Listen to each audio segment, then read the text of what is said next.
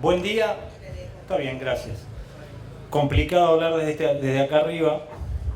Es más o menos como que salía a correr con el bozal puesto, pero vamos a hacer el ensayo. Por primera vez me va a tocar hablar sentado. Cuando planteamos esta presentación, me llamó Raúl Ferrero y me dice: mira, Pablo, tenemos este campo, establecimiento de las Taguas, San Luis, etcétera, etcétera, etcétera. Entonces yo lo primero que me imaginé fue hablar con ustedes como si estuviese hablando con Raúl en ese momento. Tenemos media hora, ¿no? ¿Un poco menos? Te juro por la bandera de Bolivia que van a ser 29 minutos. Entonces digo, vamos a tratar de plantear esto como si fuese una recomendación de cualquiera de ustedes que me llama por teléfono, me cuenta dónde está y qué es lo que está pensando en su establecimiento o está tratando de recoger de alguna manera una recomendación. Lo dijo muy bien Aníbal por Domingo, lo dijo muy bien Beto Quiroga, y yo voy a seguir o voy a resumir un poco los conceptos que ellos tenían. Lo primero que tenemos que considerar es en dónde estamos. Ustedes ya saben dónde están insertos, yo lo puse ahí, y en base a estos 6 puntos fue que yo tomé la decisión de decir, bueno, me parece que va por este lado la recomendación de cómo hacer silo en esta zona. Lo primero a tener en cuenta es cuál es la fortaleza y cuáles son las oportunidades que tiene un rumiante. Hoy por hoy los rumiantes están muy castigados en cuanto a lo que es el aprovechamiento de sus productos o lo que es la compra de commodities para alimentar a un rumiante. Evidentemente estamos totalmente en desventaja, pero tenemos una gran ventaja comparativa, que es la posibilidad de la utilización de fibra, sea como heno, sea como silaje, y dentro de esa fibra lograr una excelente digestibilidad de fibra, como decía muy bien Aníbal, y además tratar de meter la mayor cantidad de nutrientes posibles dentro de esa fibra. Por eso creo que hay que ajustar algunos detalles y hay que utilizar principalmente la cabeza. Creo que es la herramienta que nos está faltando hoy por hoy, sin ánimo de ofender a nadie, pero hicimos todo el esfuerzo grosero y el tren no pasa. ¿Por qué? Porque nos falta un corrimiento de algunos aspectos que para mí tiene mucho que ver con el momento de cosecha. Si nosotros analizamos qué es el silaje es un proceso de conservación de forraje químico en el cual necesitamos una fermentación, pero nosotros mediante algunas acciones podemos dirigir o direccionar ese tipo de fermentaciones, y en algún aspecto nosotros tenemos todo lo que es genotipo, condiciones ambientales, todo lo que tiene que ver cosecha de forraje, todo lo que tenga que ver con la genética, con la implementación de maquinaria, pero mucho tiene que ver con el proceso, y hoy por hoy creo que el proceso es lo que más impacto tiene en la toma de decisiones. La maquinaria de alguna manera se ha estabilizado, la utilización de estas máquinas se ha estabilizado, y dentro del proceso está el éxito, y el éxito radica hoy por hoy en disminuir el costo que tenemos en la producción. Independientemente de que estemos trabajando con maíz o que estemos trabajando con sorgo, creo que lo más costoso es lograr buenos índices de digestibilidad, y eso tiene que ver en este tipo de silaje energético con un alto aprovechamiento del grano, para lo cual tendremos que hacer la mejor elección del híbrido y hacer una correcta elección del momento de cosecha. Porque por otra parte lo que tenemos que hacer es ir redireccionando las fermentaciones a una fermentación láctica o a una fermentación acética, y como muy bien dijo Aníbal, nosotros tenemos una alta tendencia a generar fermentaciones butíricas porque tenemos una altísima tendencia o somos demasiado ansiosos y tratamos de cosechar demasiado temprano el forraje, pensando que de esa manera vamos a tener una mejor digestibilidad o un mejor aprovechamiento. Desgraciadamente debo decirles que en los silajes energéticos el aprovechamiento y la digestibilidad tiene muchísimo que ver con el contenido de grano, y cuando yo estoy cosechando de manera anticipada estoy dejando de cosechar grano, estoy dejando de cosechar energía para empezar a cosechar mucha mayor cantidad de fibra, mucha mayor cantidad de agua, a riesgo de generar fermentaciones butíricas, que es lo que me disminuye muchísimo el consumo. ¿Y por qué ocurre este tipo de fermentaciones? Principalmente por el exceso de agua, y eso me genera una falta o ausencia de sustratos. Y si vamos a hablar de silajes de alfalfa, silaje de pastura, yo no me voy a referir a eso, tiene mucho que ver con un mal manejo de la maquinaria, principalmente los rastrillos al juntar hileras, o hacer convivir los silajes de pasturas, los silajes de alfalfa en lotes que han sido previamente pastoreados, y de esa manera lo que se genera es mucha bosta o mucha tierra dentro del silo, generando una mala fermentación. Esto es lo que generalmente estamos viendo en bolsas en esta zona, principalmente cuando estamos trabajando con sorgo. Y decimos, bueno, pero la manera de solucionar el problema de tener agua en la base de la bolsa radica en pinchar la bolsa y poder sacar ese té que se me va con un 6 o un 7% de nutrientes de altísima digestibilidad y altísima solubilidad. El problema es que lo que nosotros estamos eliminando para no generar una mala fermentación, una fermentación butírica, después lo tenemos que recomprar para ponerlo en el corral de encierre o para hacer una suplementación estratégica durante la recría. ¿Para qué tirar algo si después lo tengo que volver a comprar? Es por eso que tendríamos que tener muy bien ajustado el momento de cosecha, porque si no vamos a tener problemas de consumo, vamos a tener problemas de acidosis, podemos tener incluso en tambos problemas de mastitis, problemas de laminitis, hasta problemas de aborto, porque cuanto más estamos infectando con espora butírica un rumen, el gran problema que tenemos es que el sistema inmunológico de nuestro rodeo empieza a bajar y todo lo que queríamos ahorrar creyendo que juntábamos volumen lo estamos gastando en la cuenta de la veterinaria. Por eso yo creo que el objetivo mínimo, comparto 1000% con Aníbal, tiene que estar sí o sí por encima del 35%. El año pasado esta campaña no pude, pero el año pasado yo hice silaje para aprovechar en carne, silaje de maíz hasta del 50% materia seca, con un enero que había sido muy bueno, muy llovedor. Este año nos jugamos de vuelta a la vida y se nos arrebató. Sí, los maíces de segunda nos vinieron muy bien y yo creo que si me voy a jugar por el maíz en esta zona, a pesar de no vivir, no ser nativo de acá, me jugaría siempre con un maíz de segunda como para tener un poco más agarrado de la cola el perro, ¿no? La otra cuestión es ver si hago maíz o hago sorgo, y ahí creo que tenemos que analizar la factibilidad de generar la energía, las megacalorías por hectárea. Si el maíz es demasiado riesgoso, vámonos al sorgo directamente y no vamos a tener mayor problema. Por eso yo siempre digo que el objetivo es lograr megacalorías, sea maíz o sea con sorgo. Y a partir de ahí vamos a ver el momento de cosecha. Y si yo tengo la mala suerte de sembrar un maíz y que el año me venga malo, bueno, ya dejaré de ver cuál va a ser la producción de grano y ya me pongo a ver cuál es la producción de biomasa, y ahí sí entraría a cosechar el maíz en estadio vegetativo para tener digestibilidad de fibra, pero sola o pura y exclusivamente en un año donde no me haya generado buena cantidad de grano. Si no, con que venga el contratista a mi campo al último de la campaña, yo voy a ser el hombre más feliz del mundo. Respecto a lo que son variedades, muchas veces se discute. Y últimamente yo he visto muchos trabajos de los maíces colorados duros, maíces Flynn, que tienen mejor digestibilidad de grano. El problema es que para tener mejor digestibilidad del almidón, yo necesito partir ese grano, y siempre los maíces dentados son mucho más fáciles de partir. Hasta tanto no tengamos realmente estandarizado a nivel nacional o tengamos ajustada lo que es el plus de pago que tenemos que hacer por un partido de grano, y vivamos jugando al truco y cantando no en vivo con 10 o con 20, y si te puse el partidor de grano y no te lo puse, facilitémosle la vida al contratista para asegurarnos que nos parte el grano, y eso creo que tiene que ver con la utilización de un maíz dentado principalmente. Si vamos a hablar de sorgo, yo siempre hago el mismo cuento. Parece gracioso, pero no es tanto. Y es cuando te van a presentar una chica y vos no te importa cómo se llama, a vos te importa ver la foto, básicamente. Te presento a mi prima que se llama Anastasia, y a vos no te enamora para nada Anastasia, pero está más buena que comer pollo con la mano. Entonces, si está buena, es la que tenemos que adaptar. ¿Y por qué voy a este comentario? Porque muchas veces decimos, hice un silo, ¿de qué? De un sorgo silero. ¿Y por qué era silero? Ah, porque era muy grande. Bueno, pero si era grande, tiene mucha fibra. Sí, claro. Y si tiene mucha fibra, no es tan forrajero. Porque lo que busco es digestibilidad de fibra, sí. Entonces, si no es forrajero, no es silero. En ese sentido, yo lo que digo es que muchas veces el sorgo me enamora, pero solamente me entretiene, no me engorda.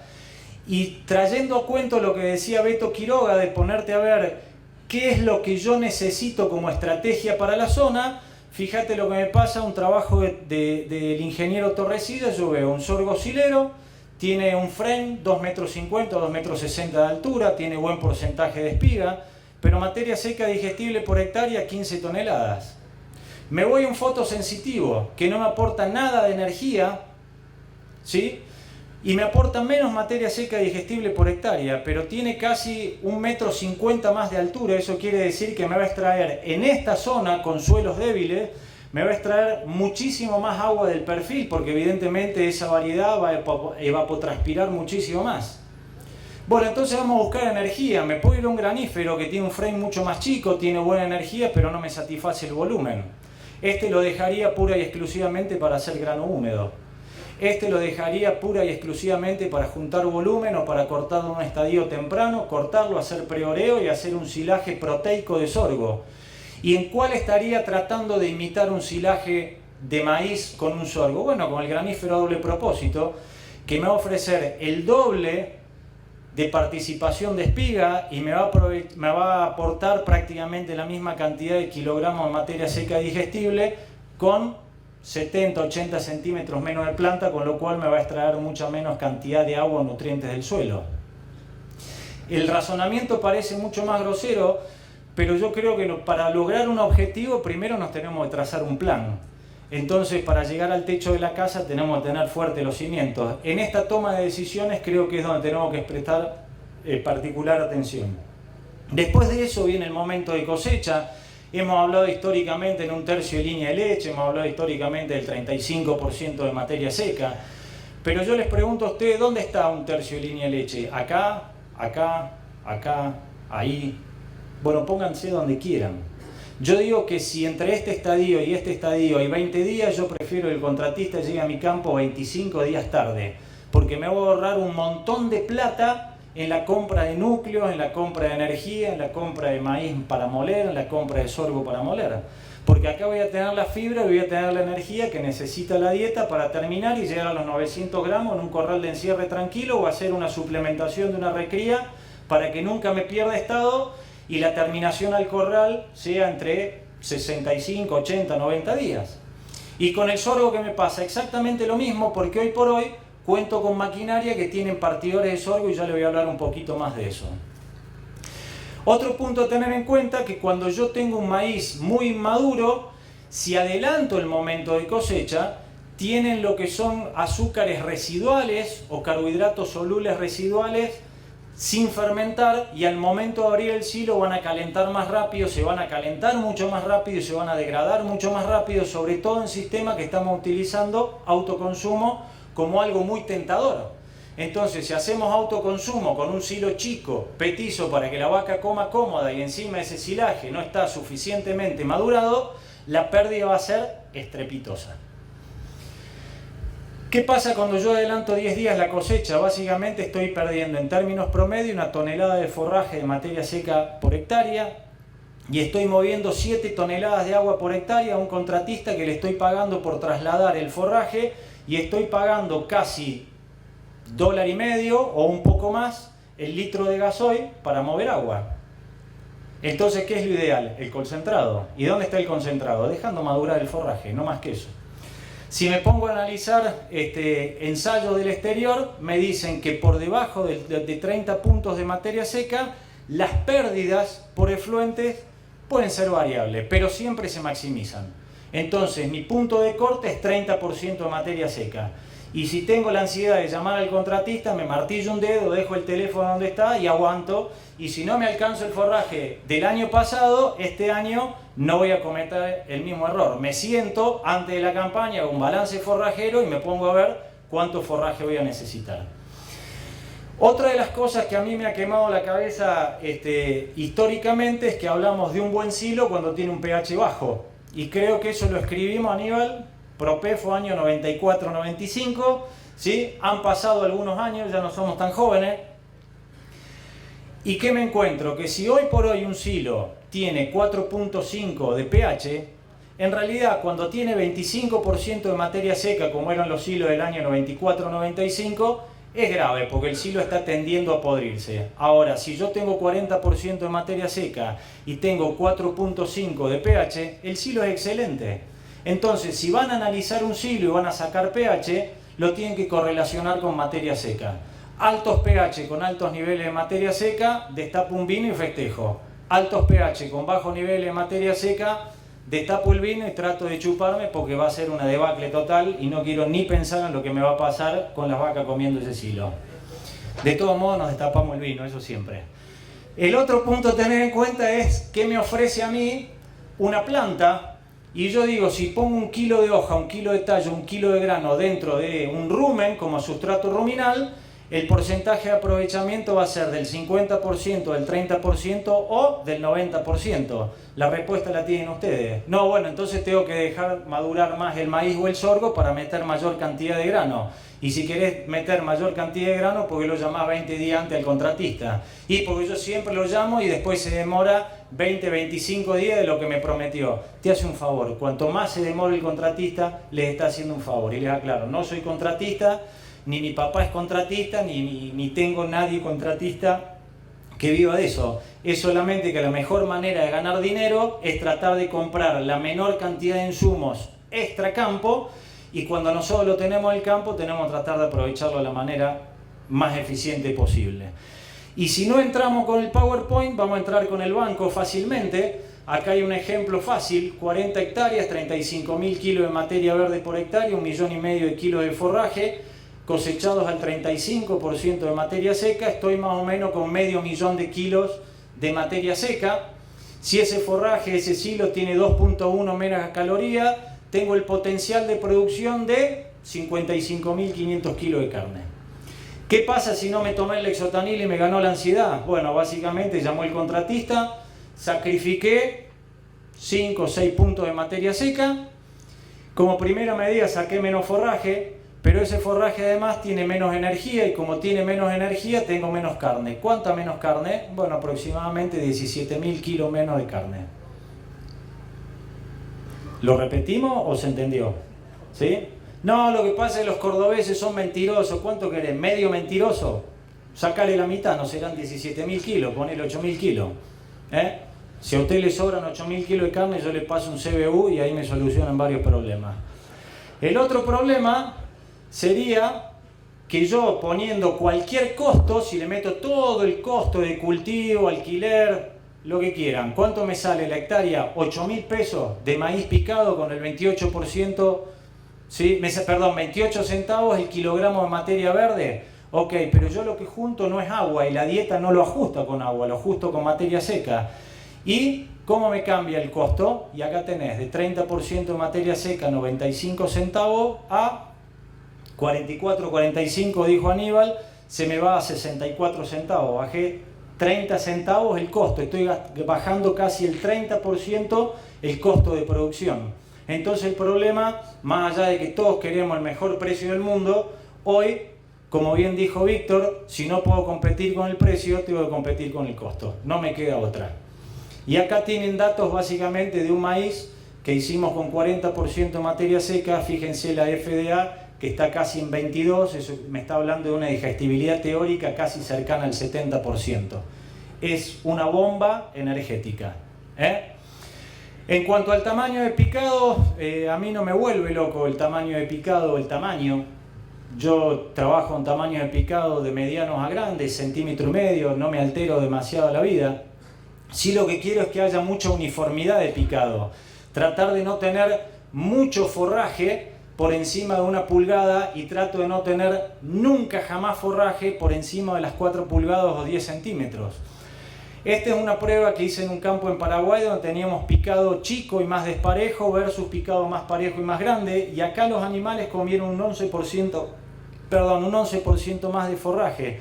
¿Qué quiere decir esto? Que el costo de alimentación en el encierre para ganar 1 kilo por día, cuando el forraje intervenía en un 70% de la dieta, y me estaba creciendo mi costo aproximadamente un 7, un 8%.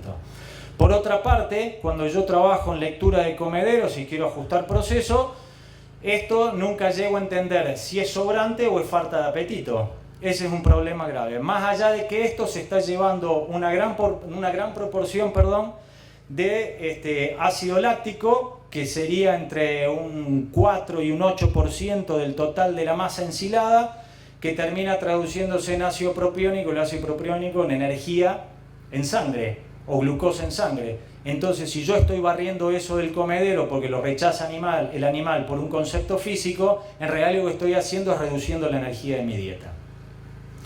Respecto a lo que es la altura de corte, yo soy fanático de cortar alto, principalmente en estos suelos arenosos, y cuando llueve el suelo arenoso explota mucho y queda muy sucio el tallo con arena. Independientemente de lo que pueda hacer en la máquina, me preocupa lo que haga en el rumen, y eso generalmente se lee como cenizas dentro de un análisis, y cuando yo supero niveles de ceniza del 7%, la absorción de energía a nivel ruminal se ve resentida. Entonces lo que yo quiero salir es de la suciedad del piso, quiero salir del agua que está en la parte basal de la planta, quiero salir de la fibra que está en la parte basal de la planta, y por eso corto más alto. Y me dicen, ¿y sacrifico todo ese forraje? No, no estoy sacrificando nada, a lo sumo me conviene sembrar 1 hectárea más y dejar el resto de todas las hectáreas con mucho más cobertura en una zona donde tengo suelos débiles o suelos muy arenosos. Dejo cobertura, no estoy metiendo tierra a la dieta, estoy mejorando el silo y estoy mejorando todo el sistema.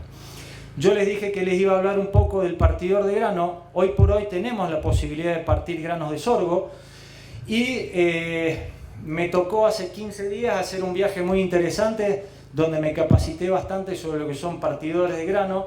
Y existe en el país, o por lo menos yo pude ver en el país en las últimas charlas y en los últimos trabajos, un error de concepto grave, que era con un nuevo partidor de grano que son tipos engranajes que trabajan con grano de sorgo. Y cuando yo fui a preguntar en Alemania sobre ese partidor de grano, me dijeron, no, no es para sorgo. Pero se habla por el mayor nivel de contacto. El problema es que para partir sorgo yo necesito 2 cosas. Primero, velocidad diferencial entre los 2 partidores de grano para que esa velocidad diferencial me genere un craqueo del grano. Y por otro lado, necesito un diente que sea triangular. ¿Por qué? Porque si no, los dientes que tienen como una especie de un perfil de ola, el grano de sorgo se aloja en la cresta de la ola y se termina escupiendo sin partirse. Lo que yo necesito es que el diente tenga un diente recto que llegue hacia la periferia, al punto, para que lo expulse al grano de sorgo y ahí se pueda partir fácilmente. ¿Qué quiero decir con esto? Hay que elegir muy bien el partidor de sorgo que necesitamos. Tenemos que hablar en detalle con nuestro contratista para ver qué tipo de partidor utilizar, y por sobre todas las cosas, que trate de partir aunque sea el 60% de los granos de sorgo. Ustedes me dirán, bueno, pero el 60 no es el 100, pero es mucho más que 0. Entonces me parece que aprovechar parte del grano de sorgo que estamos sembrando en el establecimiento es más que interesante.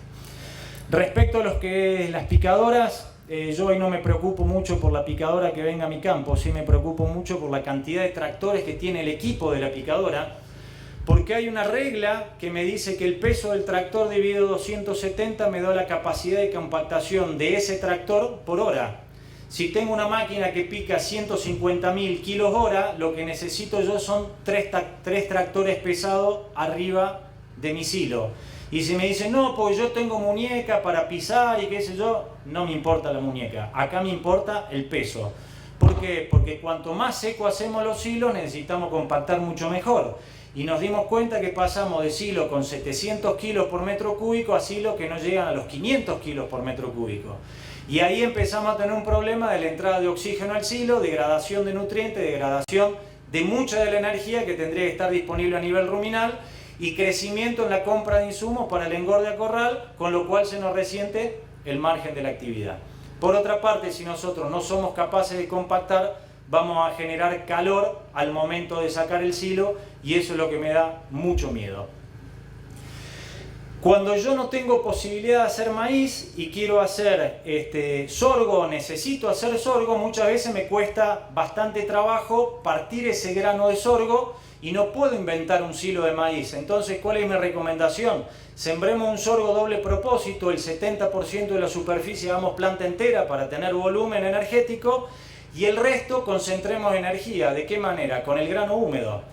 Por otra parte, nos estamos aprovechando la posibilidad de hacer siembras de segunda. Si en la zona nos baja demasiado rápidamente la temperatura y tenemos heladas tempranas que nos complica la cosecha seca, cosechemos húmedo, desocupemos los lotes y mejoremos lo que es la frecuencia de rotación en la zona. No le tengamos miedo al grano húmedo. ¿Y cuál es el objetivo de hacer grano húmedo? Si ustedes se manejan o si ustedes se imaginan un grano de maíz o de sorgo, adentro de ese grano hay un gránulo de almidón que en la medida que va madurando se va recubriendo de pequeños gránulos proteicos.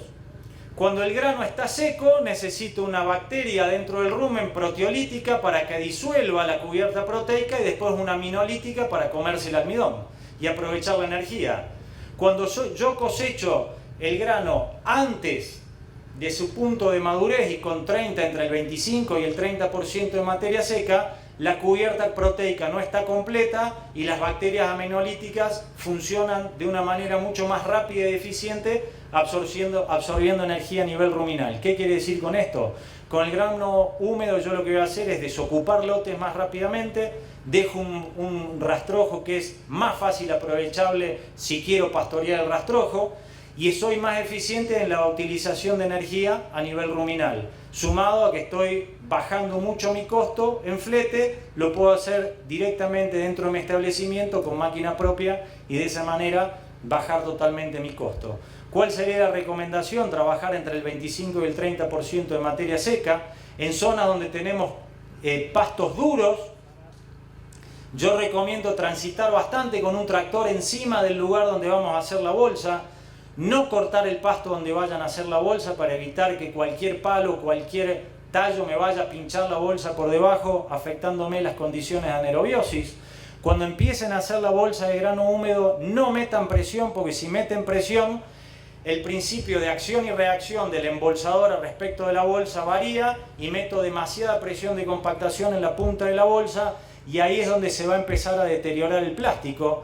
Y después, cuando vayan descargando la tolva de la embolsadora, nunca la terminen de descargar de todo. Siempre dejen grano en la tolva para que la alimentación a la máquina o al canal de compactación de la máquina sea parejo. Si no, voy a tener fluctuaciones en el caudal y voy a tener puntos donde la bolsa se estira bien y puntos donde la bolsa no se estira. Y eso me va a llegar a que un día como hoy, donde tengo mucha diferencia térmica, durante el día evapora la humedad que tiene el grano, durante la noche condensa en la zona donde no tengo suficiente compactación y todas las noches llueve. Y ahí empiezo a tener una pérdida por lluvia interna dentro de la bolsa que me va a generar proliferación de hongos dentro de la bolsa.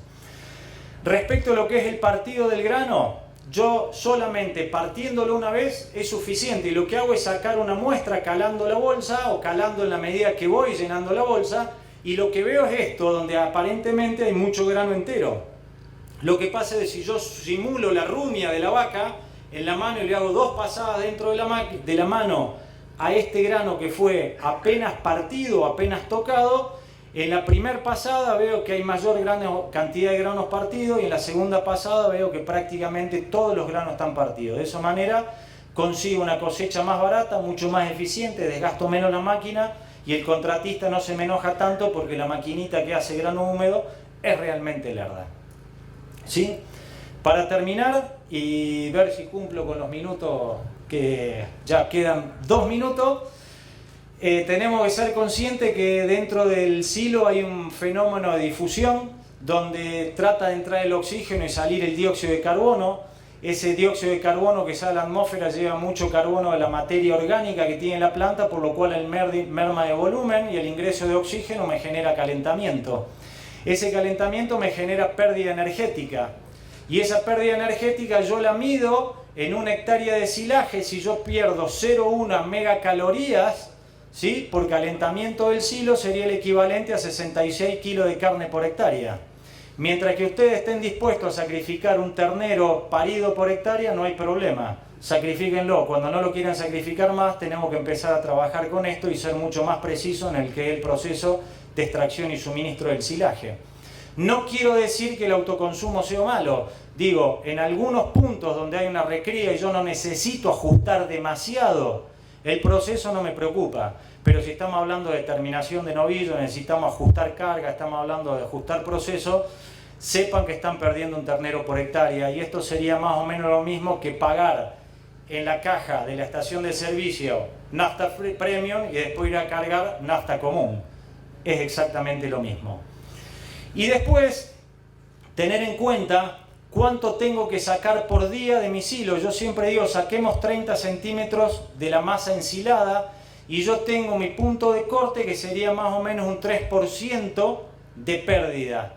Con un silaje que tenga diferentes niveles de densidad y diferentes niveles de materia seca. Pero a diferentes niveles de densidad y diferentes niveles de materia seca, cuando saco 30 centímetros por día, la pérdida estará entre el 3 y el 4% de materia seca. Con los mismos niveles, sacando 15 centímetros por día y aumentando la respiración de ese forraje, porque no entro más rápido que el oxígeno a extraer, la pérdida se me va entre el 7 y el 10% de materia seca. La inversión de esto tiene mucho que ver con el proceso y con querer llevar adelante. Si yo no lo quiero llevar adelante y sigo trabajando con una ganadería como de hace 15 años atrás, no puedo pedir que tenga los mismos resultados que mi vecino que sí está aplicando un proceso. Y muchas veces cuando nosotros decimos, y bueno, ¿y qué va a pasar entonces con el sistema? Yo básicamente creo que tenemos que ajustar, tenemos que mirar los nutrientes, tenemos que mirar los costos y tenemos que trabajar día a día sobre los procesos. ¿Y qué va a pasar en el futuro? Una persona a la que yo admiro mucho porque de la nada hizo una gran empresa que terminó llamándose Apple, dijo: la mejor manera de predecir el futuro es inventarlo. Si nosotros queremos que la ganadería de San Luis sea grande, pensemos en grande, ajustemos proceso y metémoslo para adelante, porque independientemente de los precios, de la coyuntura, del mercado, si nosotros decimos que hace 30 años que venimos haciendo ganadería, pensemos que los próximos 30 años pueden ser diferentes, ajustando proceso, y la rentabilidad puede ser totalmente distinta. Yo creo que en zonas marginales se puede hacer muchísimas mejoras, se puede hacer muchísima plata con la ganadería, justamente no porque son marginales, porque estén al margen, sino porque tienen un gran margen de maniobra y un gran margen de rentabilidad, siempre y cuando nosotros apliquemos procesos. Esto es solamente forraje conservado. Imagínense en todo lo que hablamos esta mañana, si aplicamos proceso, la ganancia va a ser totalmente exponencial. Muchas gracias.